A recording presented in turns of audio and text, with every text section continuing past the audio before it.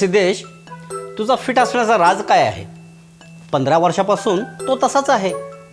हे बघ माझं पोट.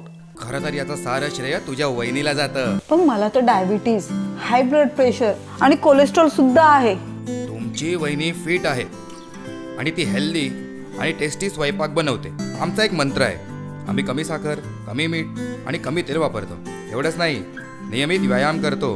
असा एखादा दिवस मोकळा असतो वर्षातून नियमितपणे डायबिटीज आणि ब्लड प्रेशरची तपासणी करतो. म्हणून म्हणतो तुमची ही सवय बदला, कारण याच गोष्टीवर एक शर्त लावूया. 1 वर्षात मी फिट आणि हेल्दी दिसणार.